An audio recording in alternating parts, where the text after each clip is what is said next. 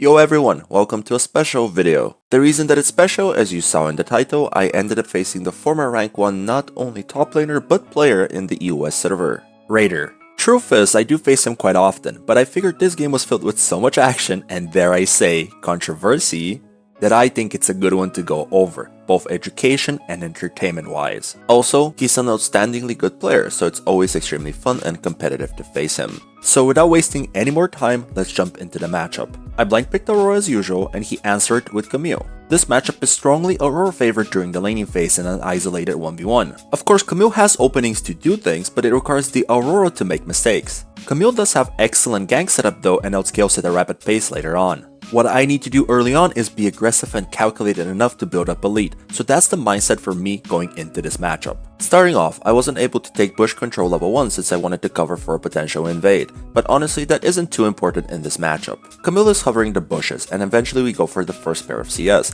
Sadly, I wasn't able to hit my Q on him and messed up the CSing at the same time. Now at any point during the lane, ask yourself different questions like, what is my next move with the wave? How does he want to play out trades? If I get priority, what do I do with it? There's a lot of things going on even when no direct PvP is involved, so look to stay alert by keeping your mind warm. He plays a very patient game utilizing the bushes, but as long as you know when the minions will go low HP, you can still hit Qs on your opponent. And I followed it up with an E. After this very good trade, I can look to be even more aggressive on my next pair of cooldowns. At all times, I'm thinking what's his ideal trading pattern and looking to stay away from his W range. He ends up retreating and waiting for the CS to go low HP. Eventually, he goes for a W to get as many of the last hits as possible. Honestly, I could have played way more aggressively here. I should have positioned on the right side of the minions and made a better attempt at trimming his HP down when he stepped up. But these are the type of mistakes you'll notice when reviewing your games, since you do them subconsciously. Here, I was thinking about invading the enemy jungle, but I figured I'd rather stay and look for poke on Camille.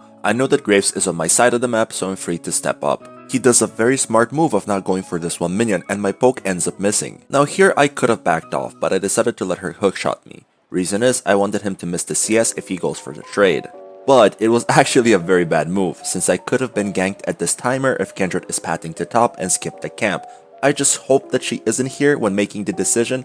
Luckily for me though, Kindred really wasn't around. Now, since I took a very unpleasant trade, what I need to do is step back until my potions heal me up to around 60% HP. Reason is, I need to stay out of lethal from Camille. Another very important thing I need to do in the near future if I want to take control over the lane again is to trim down his wave of minions, whilst finding decent trades onto him. Proper spacing and skill shot usage is essential. I will also make an attempt to hold the wave on my side, making it difficult for him to crash it on my tower. He acknowledges that he has minion advantage, so looks to play aggressive. A very important mechanic that you need to use against Camille's Q and E ability is to create space with your own E ability. I do a very good showcase of it throughout this laning phase, so take note. I was able to successfully trim down the wave and now I can look to make it into a potential freeze. What he needs to do is brute force and push it under my tower, whatever it takes, as long as he doesn't die. Otherwise, he'll lose too much CS if he decides to recall right now. Now, when the wave is positioned on my side, it's really difficult for him to play the game, since he can never find ideal trades for himself without eating a lot of damage back. Also, for me, it's extremely easy to find poke on him. One very important fact that I should mention here is that I'm consciously playing around my presence of mind cooldown, giving me more access to mana. Now, eventually he goes so low that he decides to look for a recall. I want you to remember the route he took to find a reset though, since in real time, I remember I was thinking, what is that movement? I was 100% sure he was recalling in the pixel brush, judging by the movement at least. But because my ability didn't hit him, I was like, okay, he must have went back to the tower so I have time to build up a wave. Wait, he's already teleporting? So in order for that to be the case, he must have done a hidden Camille tech. I actually know about it from before since I've done it myself on that champion, but I won't spoil it and leave it for later when the controversial part arrives. Just remember this moment for the future. Continuing with the laning phase, I still haven't gotten a reset off myself. What I'm aiming to achieve is to dish out as much damage to him as possible before I end up going back to min-max my lane presence. But also, another thing I'm doing is trying to go back at a good time for me. That would be when 1. The wave is in a good spot for me, so either shoved under his tower or in a balanced position where I'm losing almost no minions. And 2. When there's a cannon wave arriving, giving me more time to teleport. In this case, the wave is okay, since it's kind of even when you take the minion HP in its position in consideration. But the wave that's arriving is not a cannon one, meaning that if I recall right now, he can shove it in time and get a reset of his own. And I don't want that. The next wave will be a cannon one though, so I just need to wait for it. In the meantime, I can fish for some poke and just chill, since it's a decent position to be in. Honestly, at this point, I do want him to actually engage on me, since we'll end up exchanging HP, and as long as I don't die, I'll be in a very good position, that given my whole game plan is to take a reset.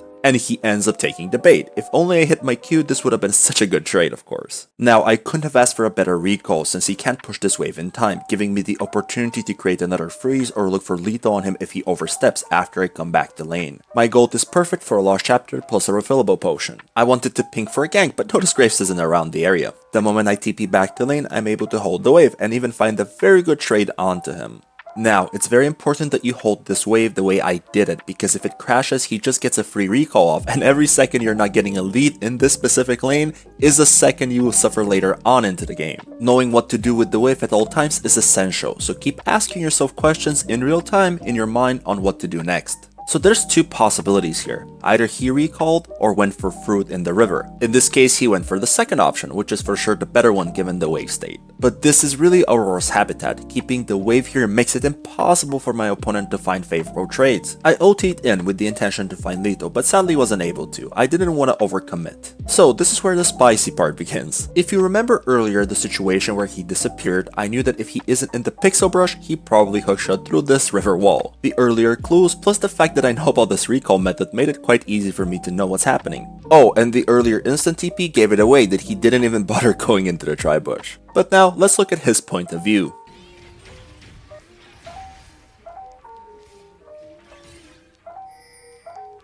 Thanks. Nice, he blew up the wave and I got a free reset off. Not bad at all. If you know that I'm here, you're fucking ghosting, you disgusting, bro. Yeah, you're such a fucking ghoster, it's disgusting, bro. Wow, going over this VOD when I rewatched it, being called a ghoster was the last thing I expected, but I do get where he's coming from. Being a streamer and having constantly deal with people that love to ghost is pretty annoying and stressful, but cheating is the last thing I would personally do. I already provided my proof and my line of thinking of how I came to the conclusion where he is approximately. Obviously, I didn't know exactly where he was standing, he could have been in one of the bushes. Honestly, if I knew that he was there for sure, I would have just lethaled him with flash. But anyway, I thought this moment was a funny addition to the video. Getting back to the game, I was able to stop his recall. That is very good. In order for me to capitalize on it, I need to quickly shove the wave under his tower to force him to stay. I immediately do it and surprised he couldn't resist the urge to stay. Now brace yourselves for what you're about to see. Yeah, it seemed pretty troll, right? But I was actually going for a slow Q flash, which makes it invisible. I was just slightly out of range when landing my ability. So even he was completely baffled, but he didn't realize what I was even going for. Like, oh my god. I'm pretty sure though if it landed, he would have died. Either way, let's look at the upcoming fight from his point of view, since it's cooler. I cannot allow the specimen to win the game versus me.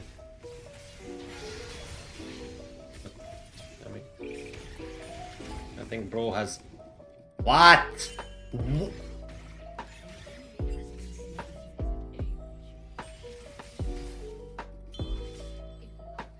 Bro, life is so not fair towards me this game, not gonna lie.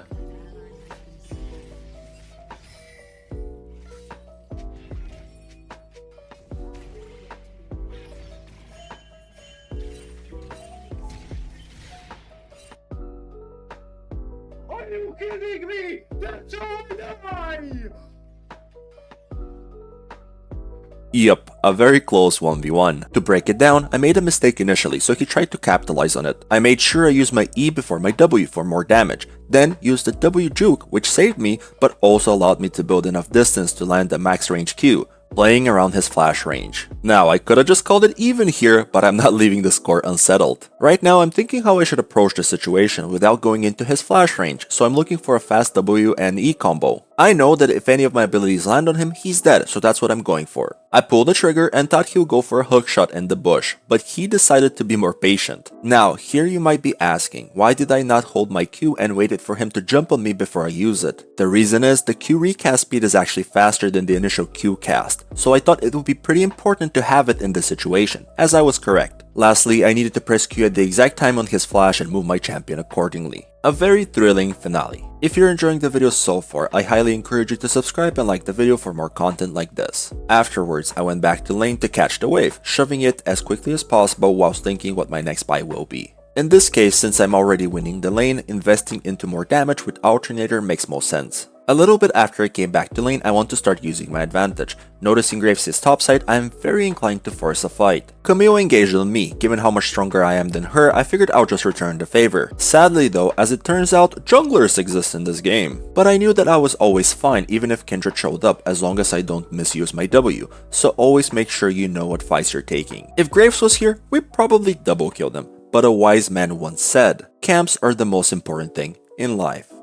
So here, I was thinking of recalling but decided not to. Reason is, I can stay if Kindred is gone, so I assumed after waiting for so long that she's no longer around. Then I snuck in the bush assuming that Camille won't expect me being there. I took a very sneaky route to the second bush and it doesn't seem like he saw me. Now I just need to wait for him to step up to CS so I can chunk his HP down. And I managed to get very significant damage onto him. Sadly not enough to finish him off. Knowing that he needs to reset though, I quickly shoved this upcoming wave. Now, there's a small chance that Kindred is still lurking around, but I doubt it, so I'm feeling quite safe. I'll push up to see if he stays to look for something, or if he doesn't, like in this case, I'll just grab the plate and bail. Cool thing if you didn't know about plates is you only need to hit them once and let minions and even grubs over time damage finish them, you still get the gold. I have two options here, reset instantly and walk back to lane, or stay and look for a trade and TP back in 40 seconds. You probably know me by now, I want to be as efficient as possible and min-max my lane presence. Camille didn't expect me to stay yet again, so I caught her off guard. She attempted to trade into me, but she couldn't continue it. I'm pretty sure I could have killed her here, but sometimes your skill shots are just not on point. Camille sticks around for a bit longer. I again wasn't able to find lethal. Then Raider attempted to fight back, but I'm too close to the tower. He probably didn't know my W was still on cooldown. Teleport is an extremely good tool to have lane dominance if you use it correctly. Playing around its cooldown is essential. Getting back to lane, I instantly pushed the wave. Having Luden's wave clear is a piece of cake. I know that I'm not in any danger since Camille has no teleport and I can hit the tower.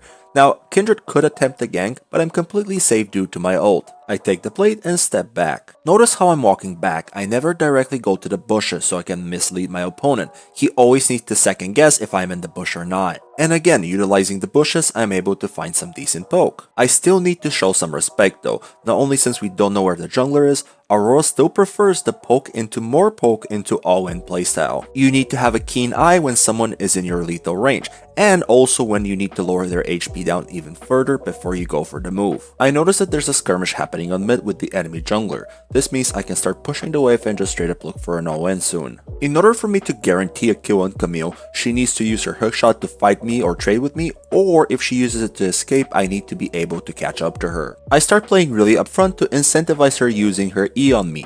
And eventually Camille does go in, but because at this stage I'm way too strong, it was only a bait to force a fight in which I had no way of losing. And I ended up taking as much as I can while Camille is dead. And at this point I'm way too ahead, the laning phase is practically over and my whole team was winning. We won the game at around 30 minutes in-game time with a valiant effort from Raider and the enemy team to come back. It's always a pleasure to face him on the top lane. I'll leave a link to his stream down below. And that was the end of the video. I hope you guys enjoyed and found it educational the way I explained this matchup. Of course, I faced one of the best players in the EOS server, which hopefully made it pretty entertaining as well. Thank you for watching and I'll see you in the next one.